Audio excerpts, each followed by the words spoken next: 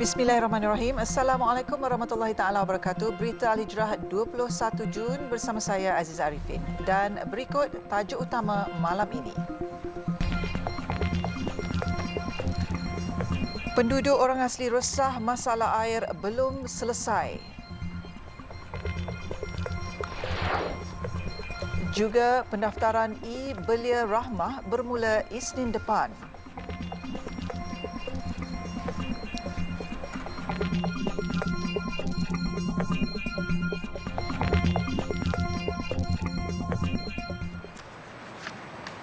Terpaksa berdepan risiko haiwan berbisa ketika mandi di tepi belukar kayu bakau.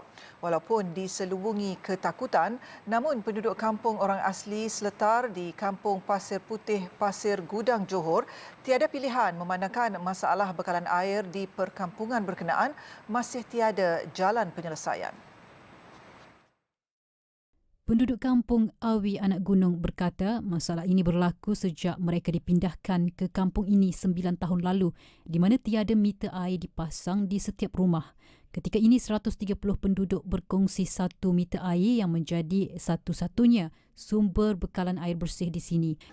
Kami orang mohon benda ni kalau boleh secepat mungkinlah sebab kami orang kadang-kadang bawa kain, bawa pinggan mangkuk, cuci sini juga. Anak nak pergi sekolah pun susah nak mandi. Kadang pagi-pagi budak nak pergi sekolah memang susahlah benda ni. Memang. Jelas sawi masalah ini dilihat semakin meruncing sejak 3 bulan kebelakangan ini sehingga memaksa mereka mandi dan membasuh pakaian di kawasan belukar kira-kira 30 meter dari kediaman. Lebih sukar apabila negara ketika ini berdepan musim panas yang diramal sehingga Ogos. Jugalah tengok kalau boleh kerajaan macam Jakwa secepat mungkin buatlah. Kalau boleh masuk meter rumah ke rumah. Keselamatan tu macam kita takut ular apa lipan sebab gelap sini gelap. Bani dalam macam hutan bakau lah. Penduduk asal ini meluahkan aduan berhubung masalah ini telah dibuat hampir setiap tahun kepada pihak berwajib namun belum berhasil. Susah. Kita rasa contoh kita perempuan kan banyak guna air kan. Kadang-kadang kita sempat tak ada kan air hujan. Kalau musim kemarau, air tak ada. Kita terpaksalah beli kat tempat air orang tadi. Kat rumah kawan kan. Beli, lepas tu kita ambil air yang letak 2 selingan. Gunakan air untuk masak nasi tadi. Itulah hari-hari buat macam tu. Sebab air setitik tak ada. Sebab Justru mereka berharap tindakan segera dapat dibuat kerana mereka tidak dapat bertahan dengan hanya 1 meter air sahaja berikutan tekanan air yang sangat rendah.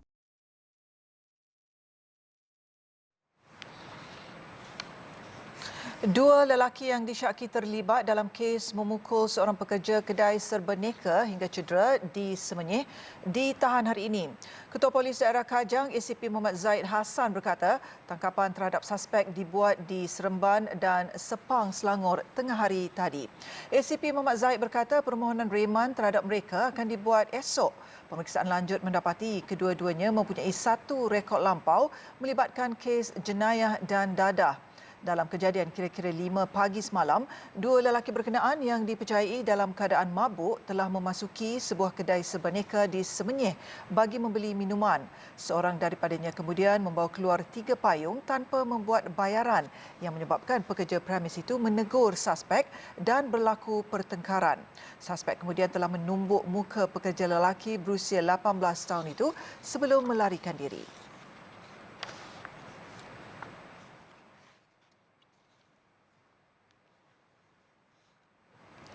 Mengisi diesel di stesen minyak yang sama secara berulang antara 6 hingga 10 kali sehari. Itu modus operandi yang dilakukan 3 buah lori untuk menyeleweng diesel subsidi di Shah Alam, Selangor. Kegiatan itu bagaimanapun terbongkar hasil serbuan Kementerian Perdagangan Dalam Negeri dan Kos Sara Hidup KPDN Selangor selepas menjalankan risikan selama 2 bulan. Menurut Ketua Pegawai Penguatkuasa KPDN Negeri Selangor, Muhammad Khairi Jamaluddin, serbuan pada 19 Jun lepas berjaya menghentikan aktiviti mengisi minyak di 3 buah lori melibatkan lori jenis bon dan kontena. Kita mendapati kegiatan penyelewengan ini berlaku di stesen ini amat aktif dan bermula dari jam 9 malam hingga 1 pagi. Ketiga-tiga lori tersebut semasa kita tahan menggunakan modus operandi sama. Maknanya sekali transaksi menggunakan 2 nozzle, menggunakan 2 pump untuk isi. Tambah Muhammad Khairi, ketiga-tiga lori yang telah diubah suai itu telah disita selain 13,802 liter diesel bersubsidi dengan anggaran RM29,674. Pihaknya turut menahan 5 individu termasuk seorang warga negara asing yang bekerja di stesen minyak berkenaan. Kita telah membuat ataupun melaksanakan tahanan reman kepada kelima-lima tangkapan bermula semalam sehinggalah hari Jumaat untuk tujuan siasatan lanjut. Dan juga kita juga tidak teragak-agak untuk melaksanakan siasatan lanjut ke atas pengusaha ataupun pemilik stesen minyak yang kita ambil tindakan ini. Beliau berkata demikian pada sidang media khas Kementerian Perdagangan Dalam Negeri dan Kos Sara Hidup KPDN Selangor di Menara Bank Rakyat Shah Alam Selangor tengah hari tadi. Seorang bekas anggota Tentera Laut Diraja Malaysia TLDM dihukum penjara 6 bulan selepas mengaku bersalah atas 5 pertuduhan memperdaya dan menipu 5 mangsa melibatkan kerugian hampir RM20,000 bulan lalu. Tertuduh Muhammad Nur Ikhwan Adha Muhammad Sofian, 26 tahun, membuat pengakuan berkenaan di Mahkamah Majistret Seremban pagi tadi. Tertuduh yang sudah berkahwin dan mempunyai seorang anak sebelum ini bekerja sebagai anggota TLDM namun telah diberhentikan kerana gagal hadir bertugas. Mengikut pertuduhan pertama, tertuduh didakwa memperdaya seorang lelaki dengan membuat transaksi bayaran yang tidak wujud ke dalam akaun bank mangsa sebagai bayaran pembelian sebuah motosikal bernilai RM10,500. Bagi pertuduhan kedua hingga keempat pula, tertuduh didakwa memperdaya 3 mangsa berasingan berhubung pembelian 3 jenis telefon bimbit dengan nilai keseluruhan lebih RM9,000. Tertuduh turut didakwa memperdaya seorang lagi mangsa dengan membuat pembayaran secara dalam talian yang tidak wujud untuk pembelian pakaian lelaki bernilai RM507. Kesemua kesalahan itu didakwa dilakukan di sekitar nilai antara jam 5.02 petang pada 17 Mei lalu hingga jam 7.36 malam keesokan harinya. Hukuman terhadapnya dikenakan mengikut Seksyen 417 Kanun Kesiksaan. Tan Sri Razarudin Hussein dilantik sebagai Ketua Polis Negara yang baharu berkuat kuasa Jumaat ini. Menteri Dalam Negeri Datuk Seri Saifuddin Nasution Ismail dalam satu kenyataan turut memaklumkan pelantikan Pengarah Jabatan Siasatan Jenayah JSJ Bukit Aman Datuk Seri Ayub Khan Maidin Piche sebagai Timbalan Ketua Polis berkuat kuasa hari sama.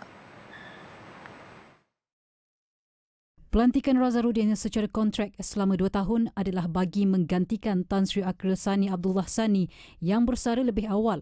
Jelas Datuk Seri Saifuddin, pelantikan itu mendapat perkenan Sri Paduka Baginda Yang di-Pertuan Agong Al-Sultan Abdullah Riayatuddin Al-Mustafa Billah Shah dengan nasihat Perdana Menteri Datuk Seri Anwar Ibrahim atas perakuan Suruhanjaya Pasukan Polis. Razarudin, 61 tahun yang berkelulusan ijazah Sarjana Sains Sosial Pengajian Kepolisan daripada Universiti Kebangsaan Malaysia UKM sebelum ini menjawat pelbagai jawatan di peringkat negeri dan kontingen bermula pada tahun 1984. Beliau juga pernah menjawat jawatan sebagai Timbalan Pesuruhjaya Polis Sabah, Timbalan Ketua Polis Perak dan Timbalan Ketua Polis Negara mulai 2021. Sementara itu, Ayub Khan, 57 tahun berkelulusan ijazah Sarjana Teknologi Maklumat dari Universiti Kebangsaan Malaysia dan memulakan tugas pada 1993 di cawangan khas Bukit Aman selama 15 tahun. Beliau pernah menjawat jawatan sebagai Ketua Polis Johor sebelum kembali ke Bukit Aman sebagai Pengarah Jabatan Siasatan Jenayah Narkotik. Pendaftaran program E-Belia Rahmah yang menawarkan kredit RM200 boleh dibuat bermula 26 Jun ini. Kementerian Kewangan dalam satu kenyataan berkata, program berkenaan ditawarkan kepada belia berumur 18 hingga 20 tahun atau pelajar sepenuh masa di Institut Pengajian Tinggi IPT. Sebelum ini, kerajaan telah memperuntukkan 400 juta ringgit bagi program e-Belia Rahmah di bawah Belanjawan 2023 yang akan memanfaatkan seramai 2 juta belia yang layak. Perdana Menteri yang juga Menteri Kewangan Datuk Seri Anwar Ibrahim berkata e-Belia Rahmah itu bertujuan untuk terus memupuk budaya pembayaran tanpa tunai. Tawaran kredit e-Belia Rahmah itu juga meningkat berbanding RM150 tahun lalu. Pemberian secara one-off itu akan disalurkan menerusi salah satu daripada 3 penyedia perkhidmatan e-dompet terkemuka iaitu Boost, Settle dan Touch and Go e-wallet. Pendaftaran boleh dilakukan melalui aplikasi e-dompet terlibat sehingga 22 Ogos. Pertubuhan Kebajikan Anak Yatim Malaysia Peyatim optimis untuk mewujudkan sebuah pusat pengajian Islam anak yatim ASEAN APIA. Ia dalam usaha melahirkan para hufaz dalam kalangan anak-anak yatim atau miskin untuk menjadi imam, pendakwah dan usahawan Muslim yang kompeten di era teknologi maklumat kini. Bersempena bulan Zulhijjah ini, berinfaklah ke tabung pembangunan Akademi Pengajian Islam Anak Yatim ASEAN APIA bagi membela nasib anak yatim di rantau ini. Semoga infak ini menjadi asbab kita bersama Rasulullah sallallahu alaihi wasallam di syurga nanti. Mak, Aisyah dapat nombor 1, Mak. Betul cakap Mak. Walaupun kita miskin, tapi kalau kita berusaha bersungguh-sungguh, mesti berjaya. Allah sentiasa bersama dengan orang yang sabar, kan, Mak? Mak rehat dah dulu.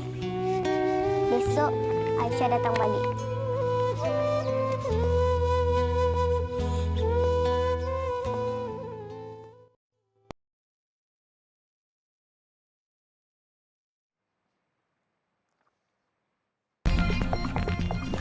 Kedaifan pelajar Pulau Bumbung dapat perhatian. Kembali, Malaysia berhasrat untuk menjadi tuan rumah kepada simposium Perdana Haji yang dianjurkan secara tahunan di Arab Saudi pada masa hadapan. Menteri di Jabatan Perdana Menteri Hal Ehwal Agama, Datuk Dr. Muhammad Naim Mokhtar berkata, perbincangan berhubung perkara itu akan dibuat bersama Menteri Haji dan Umrah Arab Saudi, Dr. Taufik Fauzan Muhammad Al-Rabiah. Mungkin kan kita boleh buat regional tadi tu. Maknanya kita lead di Malaysia, Indonesia, Singapura, Brunei, Kampuchia, Thailand apa tu semua. Ya, ASEAN. So boleh kita adakan simposium tersebut. So ini cadangan saya lah. Beliau yang dalam rangka kerja ke Arab Saudi terdahulu menghadiri simposium Perdana Haji yang diadakan di Jeddah. Simposium yang mengangkat tema At-Taisir itu menghimpunkan para cendekiawan dan pakar dari seluruh dunia untuk berkongsi pengetahuan, penemuan, penyelidikan dan amalan terbaik dalam semua aspek ibadat haji. Jelas Muhammad Naim, sekiranya simposium tersebut diadakan di Malaysia, ia akan membantu pemain industri haji dan umrah serantau untuk mengambil bahagian, berbanding perlu mengeluarkan kos yang besar untuk ke Arab Saudi. Sementara itu, dengan pengalaman tabung haji selama 60 tahun dalam mengendalikan urusan haji, ia satu nilai tambah kepada Malaysia untuk berkongsi kejayaan itu kepada negara Islam lain. Simposium Perdana Haji ke-47 yang diadakan semalam turut dihadiri pengarah urusan kumpulan dan ketua pegawai eksekutif tabung haji Syed Hamadah Syed Osman dan ketua rombongan haji Malaysia Datuk Seri Syed Saleh Syed Abdul Rahman. Yang di-Pertuan Agong Al-Sultan Abdullah Riayatuddin Al-Mustafa Billah Shah dan Raja Permaisuri Agong Tunku Azizah Aminah Maimunah Iskandariah berangkat ke Tanah Suci hari ini bagi menunaikan ibadah haji. Turut mengiringi baginda berdua, pemangku Raja Pahang Tengku Hassanal Ibrahim Alam Shah. Terdahulu, Majlis Keberangkatan Seri Paduka Berdua yang diadakan di Istana Negara dihadiri Yang di-Pertua Negeri Melaka Tun Muhammad Ali Rustam, Perdana Menteri Datuk Seri Anwar Ibrahim dan isteri Datuk Seri Dr. Wan Azizah Wan Ismail. Pada majlis itu, Mufti Wilayah Persekutuan Datuk Profesor Madya Dr. Luqman Abdullah memimpin bacaan doa disusuli laungan azan oleh Pembantu Hal Ehwal Agama Islam Istana Negara Muhammad Mustafidur Rahman Muhammad Syahroni. Seri Paduka Berdua dijadual berada di Tanah Suci dari 21 Jun hingga 2 Julai.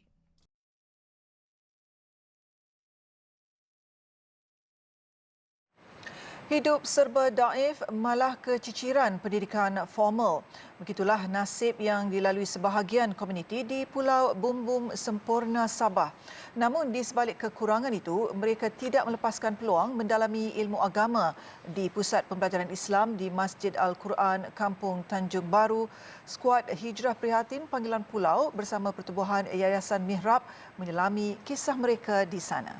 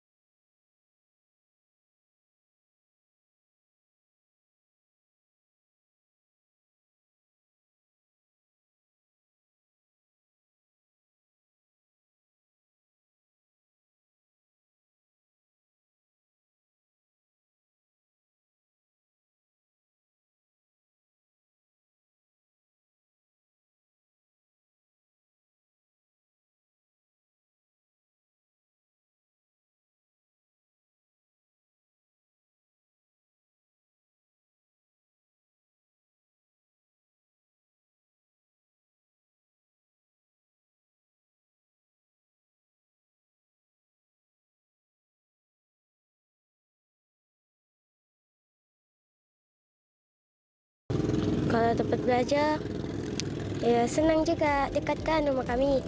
Jadi kalau sekolah macam jauh,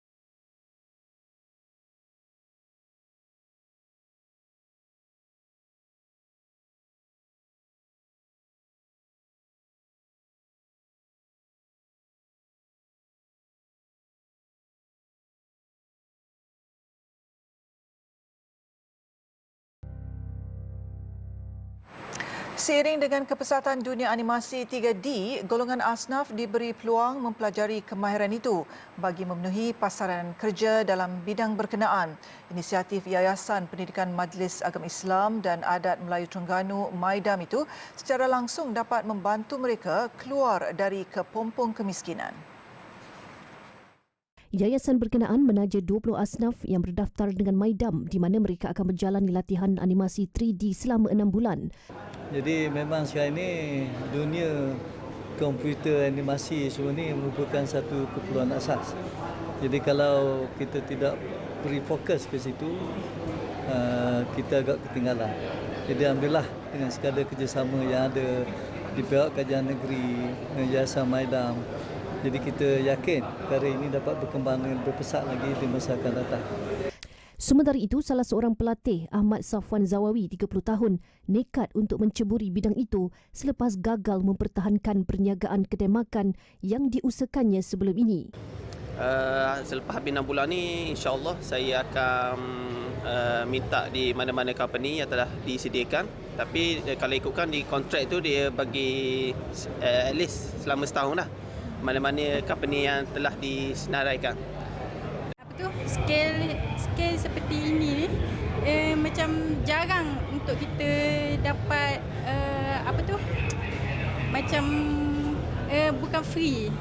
Yang ni free kan, Maidam dia tanggung semua ni. Jadi dapat membuka peluang yang banyak kepada anak-anak muda sekarang. Latihan animasi tersebut ditawarkan kepada belia asnaf Terengganu berusia 18 hingga 30 tahun bagi mewujudkan peluang pekerjaan berkemahiran tinggi dalam industri animasi.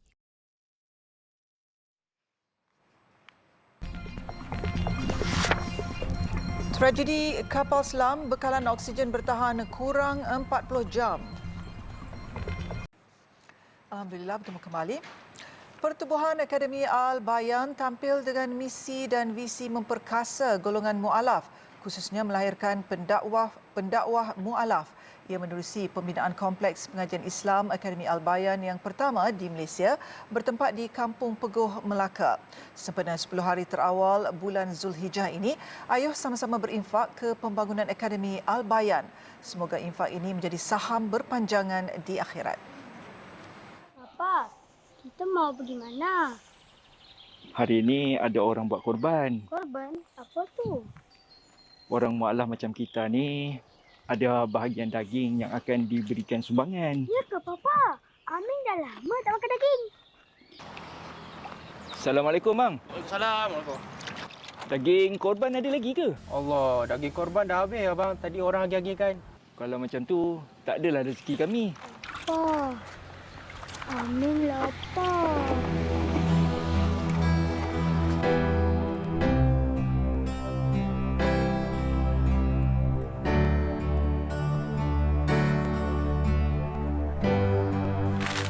Kalau ada lemang ke rendang tu bawa lah ke sini. Saya memang suka, Man. Boleh. Jangan lupa lah. Kita makan dalam. Dek. Kenapa, Papa?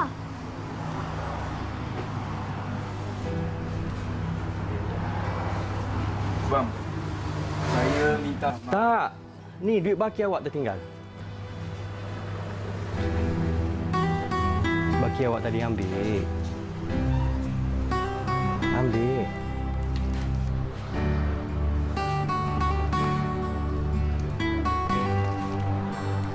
Abang.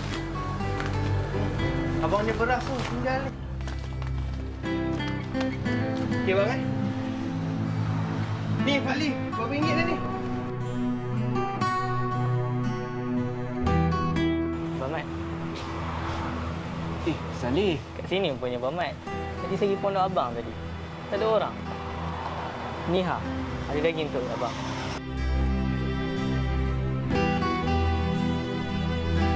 Oh my God.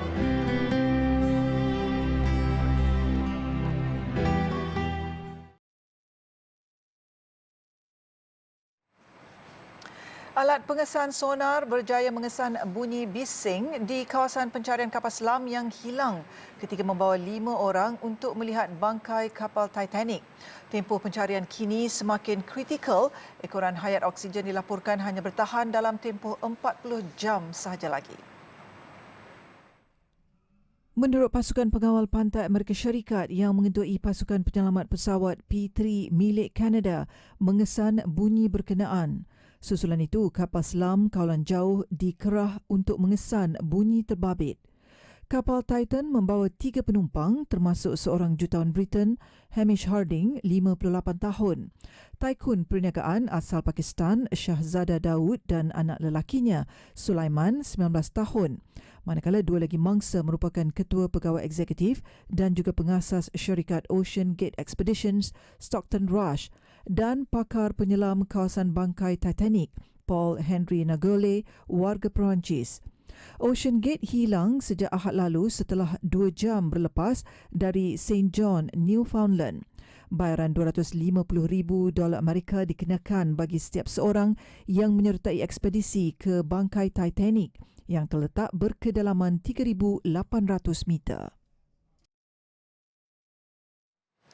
Sekurang-kurangnya 41 tahanan terbunuh dalam rusuhan di penjara wanita di Honduras. Keganasan berlaku antara 2 puak bertelagah yang turut mencetuskan kebakaran dengan sebahagian mangsa rentung.